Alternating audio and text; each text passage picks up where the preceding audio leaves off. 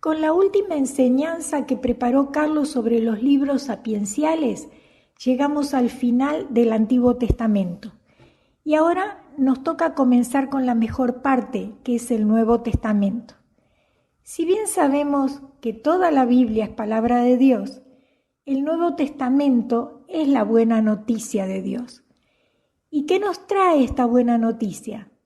La mejor explicación la encontramos en una frase de Efesios 2:4 donde dice que por la bondad de Dios han recibido ustedes la salvación y en unión con Cristo Jesús nos resucitó y nos hizo sentar con Él en el cielo.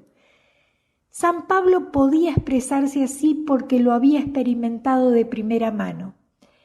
Después de su encuentro con el Señor en el camino a Damasco, pudo mirar hacia atrás a su antigua vida y pudo comprender que había estado muerto a causa de sus errores.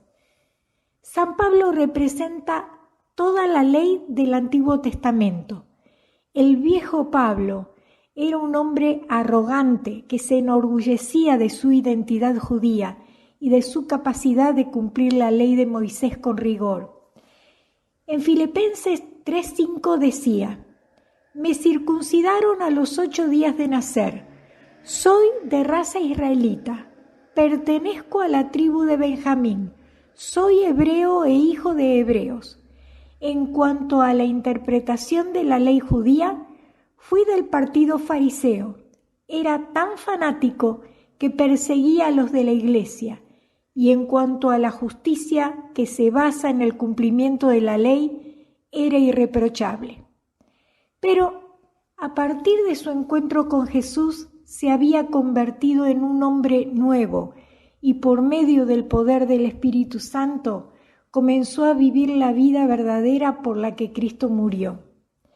Y esta va a ser la buena noticia que trae para todos el Nuevo Testamento.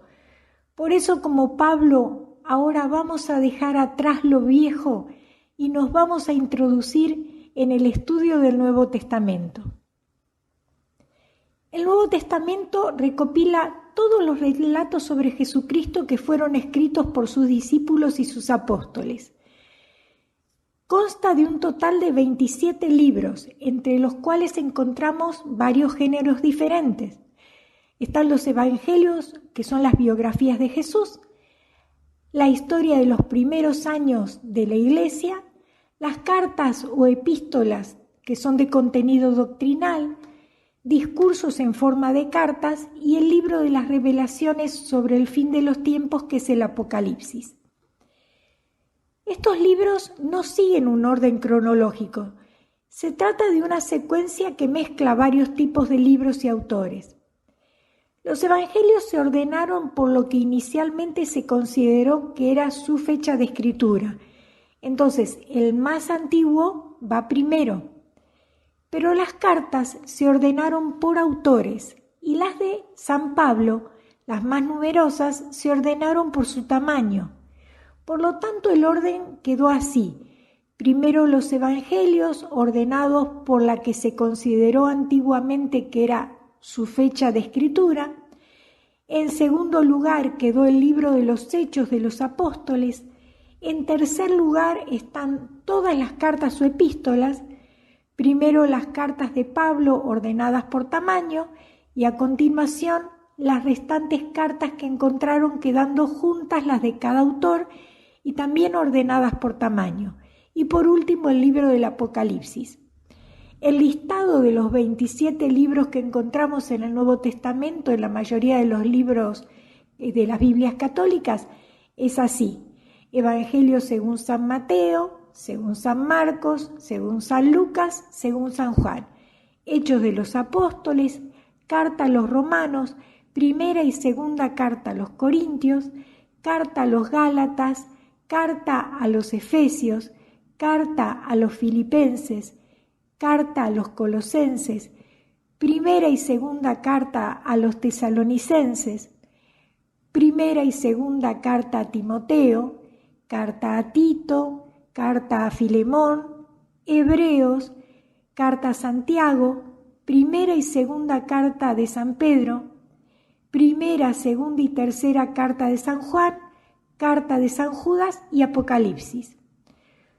Todos los libros del Nuevo Testamento tienen un autor, pero la mayoría de las veces ese autor no se identifica a sí mismo en el texto, por lo que la autoría fue determinada por los padres de la Iglesia cuando los analizaron y estudiaron el estilo literario particular de cada uno. De todos modos, algunas identificaciones que se realizaron en las cartas resultan hoy en día cuestionables.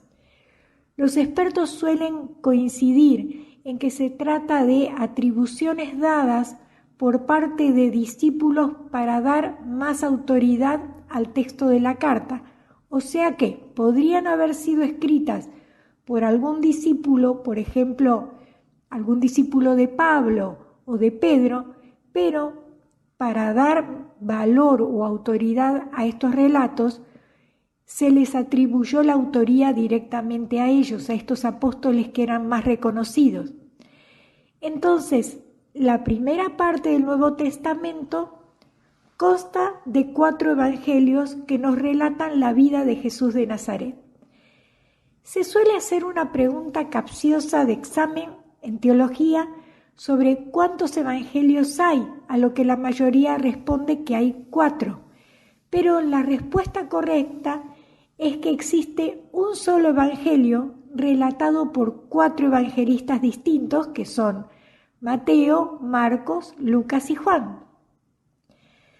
Los evangelios de Lucas y Mateo incluyen partes de la infancia de Jesús, mientras que Marcos y Juan comienzan directamente su relato con Jesús ya adulto y conociendo a Juan el Bautista. Pero los 4 evangelios incluyen el relato de la pasión, de la muerte, de la resurrección y la posterior aparición de Jesús a sus discípulos. La palabra evangelio significa buena noticia, pero además entendemos evangelio como un género literario especial del Nuevo Testamento, cuya finalidad es animar la fe de las primeras comunidades cristianas. Son un testimonio fiel de Jesucristo, de su vida, de sus palabras y de sus acciones más significativas. Pero quiero aclarar algo más que necesitamos conocer, porque existen muchos relatos escritos que quedaron fuera de nuestra Biblia. Juan 21:25 dice que Jesús hizo muchas cosas, tantas que si se escribieran una por una en todo el mundo no cabrían los libros que podrían escribirse. Entonces debemos distinguir entre 2 tipos de evangelios. Los evangelios canónicos que están en la Biblia, por eso se llaman canónicos, porque forman parte del canon bíblico. Y los apócrifos, que actualmente no están incluidos, pero que en algún momento formaron parte del libro. Por ejemplo, el relato de la Verónica, que limpia el rostro de Jesús ensangrentado camino al Calvario, hoy no está en la Biblia, pero estuvo. De hecho, la encontramos en la 6ª estación del Vía Crucis. Según algunos de estos textos históricos apócrifos, Verónica era la mujer que sufría de hemorragias y que fue curada al tocar el borde del manto de Jesús. En Roma se veneraba una imagen de Jesucristo llamada Velo de la Verónica, que fue conservada primero en la iglesia de San Silvestre y desde 1870 dicen que está en la Basílica de San Pedro. Hay una relación llamativa entre lo que se muestra sobre el rostro de Jesús grabado en el lienzo de la Verónica y la reliquia de la sábana santa conservada en Turín con el impresionante rostro de Jesús impreso en ella. Si bien en el rostro de la Verónica quedó impactado el rostro de Jesús, de un Jesús doliente en pleno martirio, y en el santo sudario se ve el rostro de Jesús que descansa en paz. La fisonomía es similar, los rasgos de su rostro son los mismos. Pero hay algo también que llama la atención, y es que los evangelistas no nos describen en ningún relato cómo era Jesús físicamente, y tampoco dicen cómo era el rostro de Jesús. Y sin embargo, todos hablan de su mirada, que seguramente les impresionó. Hay muchos relatos donde dice que Jesús, antes de sanar a un enfermo, primero lo miraba con amor. Los evangelios canónicos son estos 4: Marcos, Mateo, Lucas y Juan. La constitución del canon del Nuevo Testamento se hizo progresivamente, pero a tientas, admitiendo ciertos libros y rechazando otros. Son varios los criterios que influyeron en la admisión o eliminación de los libros, pero lo más importante para los padres de la Iglesia fue que debían tener como origen a un apóstol, debían ser universales y debían estar admitidos en el conjunto de todas las iglesias cristianas. El libro de los Hechos de los Apóstoles es la continuación del Evangelio de Lucas. Nos cuenta los primeros años de la Iglesia y cómo fueron anunciando el Evangelio los diferentes apóstoles y discípulos. A continuación siguen las cartas. De los 27 libros, 21 son cartas, de entre las cuales se destacan las cartas de Pablo. Existen 7 cartas consideradas como auténticas escritas por Pablo, que escribió dando ánimo y como respuesta a dudas que se producían en las comunidades que había fundado. Se conocen por el nombre de la ciudad o región a la que estaban dirigidas. La carta a los romanos es la única que es diferente porque Pablo todavía no había estado en Roma y la carta le escribe como resumen de su pensamiento antes de viajar a Roma. La otra carta auténtica es la que está dirigida a Filemón. Posteriormente, discípulos de Pablo escribieron otras cartas como Efesios, Colosenses, Tesalonicenses y las conocidas como cartas pastorales, 2 a Timoteo y 1 a Tito. Este bloque de cartas paulinas ya no están dirigidas a una comunidad concreta, pero usan el nombre de un destinatario concreto y fueron escritas no como cartas, sino como homilías o como catequesis para esas iglesias. Ocurre lo mismo con la carta a los hebreos, que no es en sí una carta, sino una catequesis. Al principio fue considerada como una carta paulina, pero ahora está incluida en el grupo de cartas apostólicas. Las cartas apostólicas son aquellas que están escritas por algunos de los apóstoles. Son la carta de Hebreos, la de Santiago, 3 cartas de Juan, 2 de Pedro y 1 de Judas. Todas estas cartas siguen el esquema de reflexión teológica o catequesis destinada a varias iglesias. Y por último tenemos el Apocalipsis, que se trata de una revelación sobre la lucha entre el bien y el mal. Es un libro que, desde los sufrimientos padecidos por los cristianos de aquella época, anuncia la victoria definitiva de Dios al final de los tiempos. Ahora bien, ¿cuándo se escribieron los libros del Nuevo Testamento?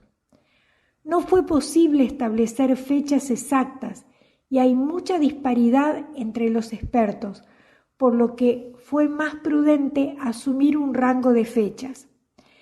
El evangelio más antiguo, que es el de Marcos, pudo ser escrito entre el año 50 y el 65 después de Cristo. El de Juan pudo ser de la misma época, pero la mayoría lo consideran como escrito al final del primer siglo, o sea, hacia el año 100 después de Cristo. Mateo Lucas y los Hechos están escritos no mucho más tarde, pero alrededor del año 70 después de Cristo. Las fechas para las cartas de Pablo pueden ser entre el año 49 y 50 después de Cristo, la de Gálatas entre el 54 y el 57, la de Filemón entre el 54 y el 63, las de Corintios entre el 55 y el 56 después de Cristo, Romanos entre el 57 y el 58, carta a los Filipenses suele colocarse entre el 54 y el 57 y podría ser la más tardía entre las que se consideran auténticas de Pablo. Las dos de Timoteo y la de Tito suelen datarse del año 80 al 90 después de Cristo, o sea, después de la muerte de Pablo, al igual que Efesios y Colosenses entre los años 90 y 100. La carta de Hebreos ya nadie la asigna a Pablo como autor porque pudo haber sido escrita entre el año 80 y 90 después de Cristo. Al final del siglo I fueron redactadas las cartas de Juan y el Apocalipsis. La primera de Pedro también data del año 60 al 65. La de Santiago parece más tardía. Como vemos, todos los escritos fueron redactados después del año 49 y hasta finales del año 100. Los cristianos al principio no tenían libros propios, pero citaban los dichos y los hechos de Jesús transmitidos de palabra, o por escrito, por los apóstoles o por los primeros discípulos. Pero atendían además a la guía que daba el Espíritu Santo a los grupos por medio de los profetas cristianos, es decir, de los hombres que recibían del Espíritu Santo mensajes que transmitir a la comunidad. La fe no se basaba en libros, sino en el testimonio sobre Jesús y en la experiencia personal del Espíritu Santo.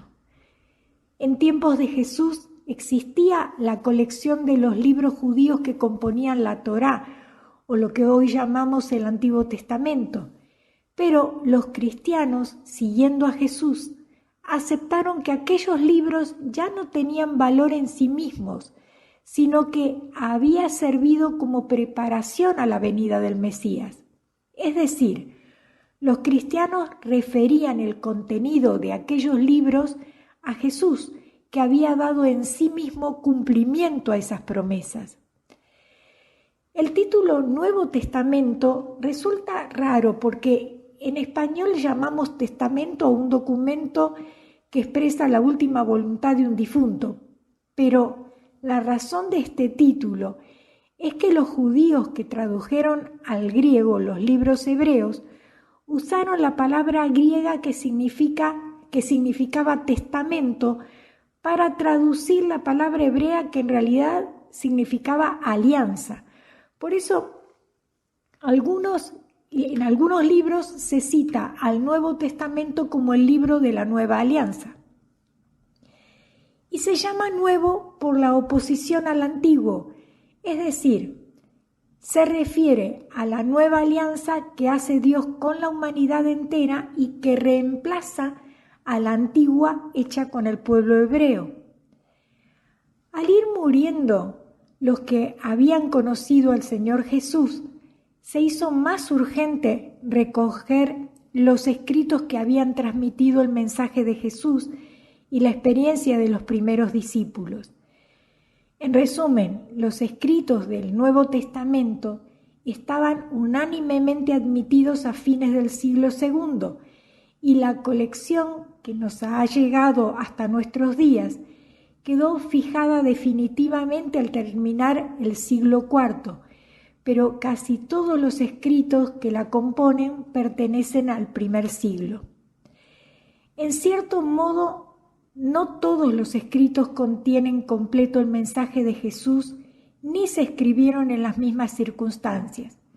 Los únicos autores que trataron de presentar el mensaje completo, o al menos lo esencial del mensaje, fueron los evangelistas, y a ellos debemos recurrir para comprenderlo.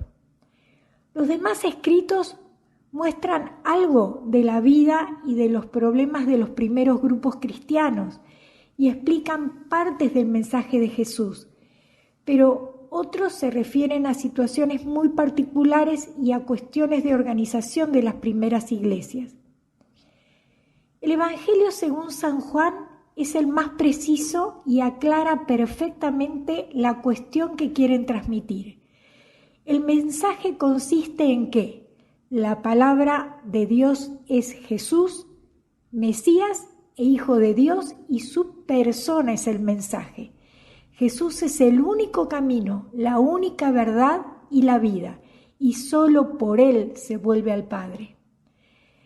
Cada vez que me encuentro con alguien que no conoce a Jesús, le pido que lea el Evangelio de San Juan, porque estoy convencida de que la lectura de este Evangelio tiene el poder de cambiar la vida de cualquiera que acepte leerlo. Jesús fue especial con el apóstol Juan.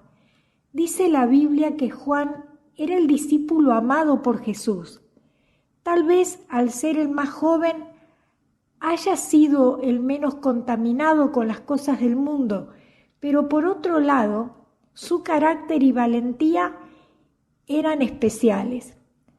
Juan era impetuoso, inquieto, audaz, valiente. Jesús lo llamó Hijo del Trueno y fue el único que permaneció a los pies de su cruz cuando todos lo habían abandonado.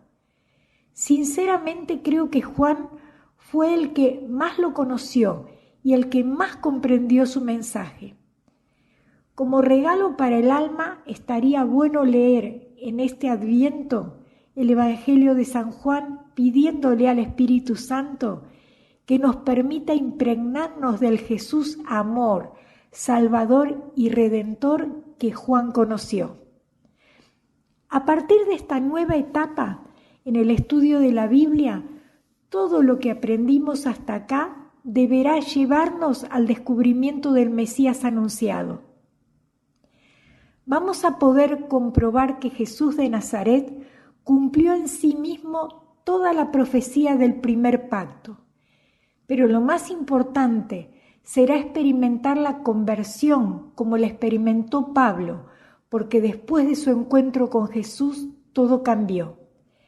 Pablo descubrió que solo por medio de Cristo podemos ser irreprochables ante Dios Padre eterno. Ya no había espacio para el orgullo o la arrogancia en su oposición por un erudito judío instruido y fiel, como vamos a leer en Filipenses 3:7, que dice así: todo eso que antes valía mucho para mí, ahora a causa de Cristo, lo tengo por algo sin valor. Aún más, a nada le concedo valor si lo comparo con el bien supremo de conocer a Cristo Jesús, mi Señor. Por causa de Cristo lo he perdido todo y todo lo considero basura a cambio de ganarlo a Él. Léanlo en Filipenses 3 del 7 al 8. Nada volvió a ser igual porque había sido resucitado con Cristo. Pablo era un hombre nuevo, una nueva creación, y esto es cierto también para nosotros. Cada acto de amor y de misericordia perdurará para siempre. Recordar estas verdades nos ayuda a reordenar nuestra vida para que el vivir para Cristo se convierta en nuestra prioridad más importante. Cuanto más nos veamos participando en el reino celestial a través de escudriñar en sus enseñanzas, más vamos a querer agradar al Señor en todo lo que hacemos. Nuestro único deseo será extender el reino de Dios al reflejar el amor de Cristo a todos. Todos necesitamos una conversión constante. Todos necesitamos crecer diariamente para asemejarnos más a nuestro Señor. Ya hemos sido resucitados con Cristo, pero aún no hemos sepultado los restos de nuestra antigua vida. Como lo dijo el apóstol San Juan: queridos hermanos, ya somos hijos de Dios y aunque no se ve todavía lo que seremos después, sabemos que cuando Jesucristo aparezca, seremos como Él porque lo veremos tal cual es. Lo leemos en 1 de Juan 3:2. Gracias, Señor Jesús, por invitarnos a esta increíble nueva vida celestial. Gracias, Señor, por unirnos a ti, no solo a tu muerte, sino también a tu vida de resurrección, porque venciste al pecado y a la muerte. Gracias por el honor de permitirnos conocer al Padre a través de estas enseñanzas, porque nosotros también hemos muerto a nuestra antigua vida y hemos sido resucitados con Cristo. Por eso Jesús también habita en nosotros por medio del poder del Espíritu Santo, y aún ahora con Él podemos estar viviendo la vida del cielo.